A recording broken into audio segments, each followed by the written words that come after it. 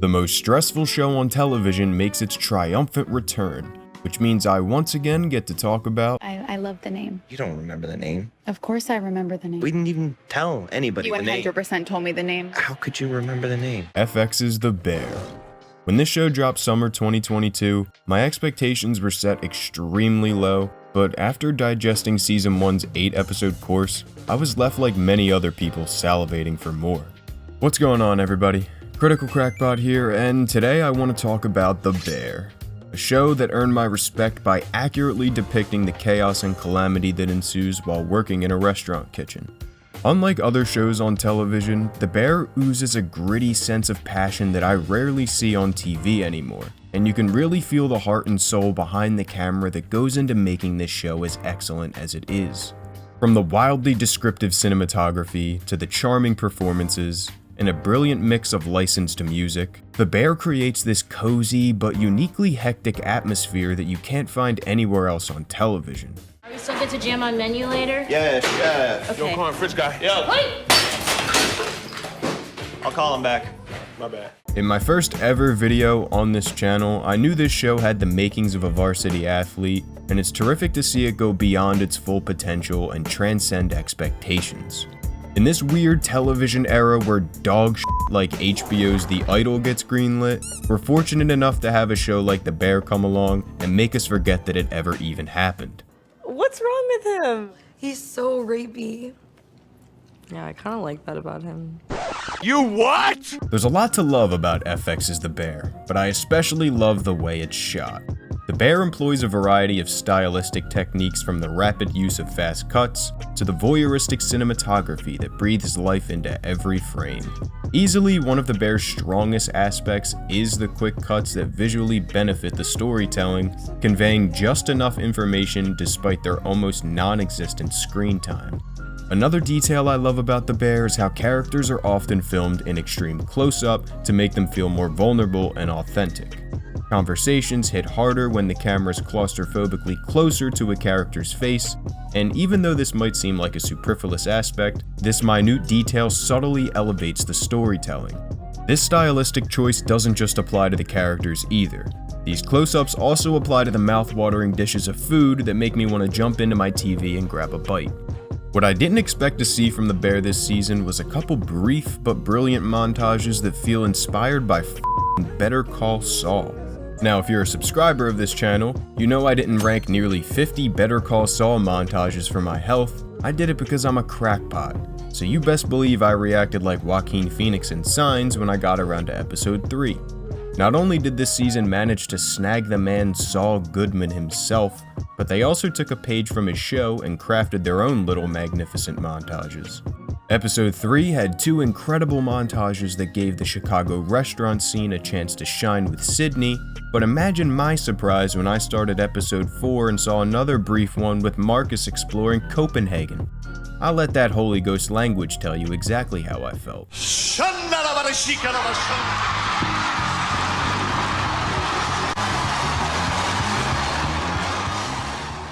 Now, having seen all of season 2, I can say with full confidence that FX's The Bear is my favorite show on television. It might even be the best show on television, and I'm sure many will agree with this sentiment. But in order to prove my point, I'll be diving into spoiler territory, so watch ahead at your own risk. We can't turn the gas on, and Carmy is literally gonna go full loose boots on us. It's not gonna pop. It's gonna pop! It's gonna pop! That's gonna pop. It's not gonna pop! Popping! It popped! It popped! The Bear did many things I loved this season, and one of those many things came in the form of its longest episode to date, Fishes. It's one of those episodes that makes you want to say, "Dude, can't handle it. Unplug this bastard." This juicy flashback episode goes back 5 years as we join the dysfunctional Bearzatto family for a feast of the 7 fishes. It's a typical Italian family holiday where everyone's shouting over each other while your typical Italian mother cooks all day and gets drunk off red wine. If you've seen the episode, you know there's a lot of cameos, and series creator Christopher Storer addressed that in an interview saying, "I wanted it to be distracting. I wanted the viewer to be like, what the f*** is Bob Odenkirk doing here? I wanted it to really feel like when you walk into your family's house and you're just overwhelmed by a cousin who you don't want to talk to, or an uncle you don't want to see." You don't even know who's related to who, which I always feel like is the truest thing. Everyone's calling each other cousin, and you don't even know what the is really going on. But you do know that even through all their weirdness and how dark it gets, they do kind of love each other. Did I win? No, absolutely not. Let me just tell you how it goes. You take, pick a number 1 through 6. Okay, 5. Take 5. You got 10 dice here, okay? You roll it 13 times in hopes to get 5 26 times. See, that's where you're wrong. No, I'm not Yeah, wrong. you are. You take the 10 dice and the first person... Italian family holidays would be nothing without a little drama, and episode 6 eventually builds towards this haunting conclusion where the palpable tension can be felt through your television screen. As things escalate between Mikey and Uncle Lee, the rest of the family is subjected to sit uncomfortably and exist in this awkward situation where forks act as throwing knives. And is he still holding the fork? Sure is. Yep. Okay. It's a great scene that lets you sit among these characters and enjoy the tense atmosphere as it gradually builds towards an explosive conclusion.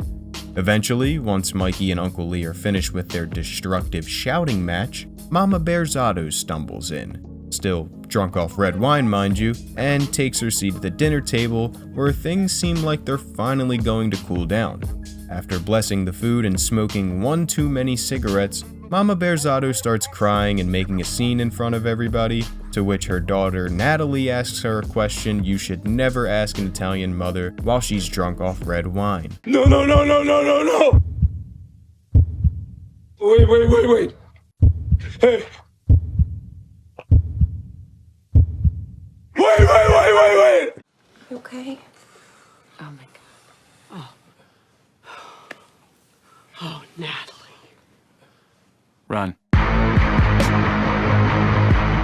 After she makes the dinner all about her and storms off, Uncle Lee tries to deflate the uncomfortable atmosphere with a lighthearted joke, one that Mikey doesn't like, so he hurls another fork at him, and chaos ensues.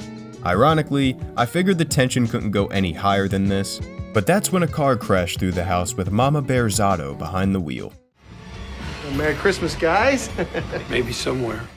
The second season of The Bear sets Carmy on this arc where he wants a happy distraction outside of his life in the kitchen, and he gets that in the form of his new love interest, Claire.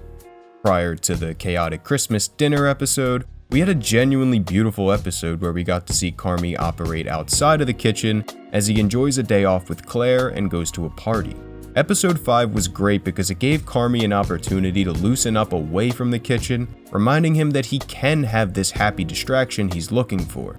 Regarding Carmy's arc in Season 2, series creator Christopher Storer said, "We knew that the episode before, when Carmy and Claire go to a high school party, we would see the potential of Carmy to have a relationship that's quiet and mellow and nice. And we wanted to follow that up immediately with, why wouldn't he be prepared? Why is he in this place of maybe not being able to accept something that was so pure and honest, and be afraid of somebody loving him?" And diving into a Christmas flashback that we felt was representative of probably every Christmas at their house. Donna and Steve, you need to... Come on! Okay. Get the out! Not only is episode 6 inherently tragic for Carmy, but also for his sister Natalie, who often bears the brunt of her mother's drunken insults.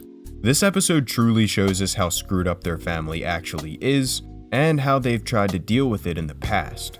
Clearly, there's some unresolved issues there, and Fishes is a great tension-filled flashback episode that fills in some gaps and provides more context for Carmy and his extended family. Speaking of extended family, Season 2 also gave its secondary characters ample room to shine by giving them some great character arcs. Random question, are you like happy at all? Cause do you know the beef on Orleans? I heard these people are they're revamping it. It's gonna be like a cool fine dining spot. They're looking for like front and back. You're seriously not poaching in front of me right now. No. F off. Yep. Sorry. Yep. Surprisingly, The Bear had more episodes this season, and it gave some characters the freedom to run off on their own adventure, like Sydney seeking inspiration in an episode filled with colorful montages, or Marcus going to Copenhagen to learn the art of great desserts. Aside from gaining their own episodes, these characters were fleshed out further by introducing some parental figures, and we get to see how it affects both of their lives in and out of the kitchen. And there's even a hint of a possible romance between these two. I do want to pivot and talk about one character who continues to constantly grow on me, and that's my man Richie. I f***ing knew it! Luckily, Richie also had an entire episode dedicated to him this season, and it's easily one of my favorites because of what it does for his character. Season 2 started off with Richie questioning his purpose in the kitchen, and he believed that the people he called family would eventually abandon him for being worthless. Episode 6 showed us that Richie was happily engaged to a f***ing knockout, and he had a beautiful future planned with her. Flash forward to his own episode called Forks, where Richie learns how a real restaurant kitchen operates. For a few days, Richie's tediously drying forks, eager to do more in an environment that he's not suited for, and eventually he starts losing respect for himself and for the work he's doing.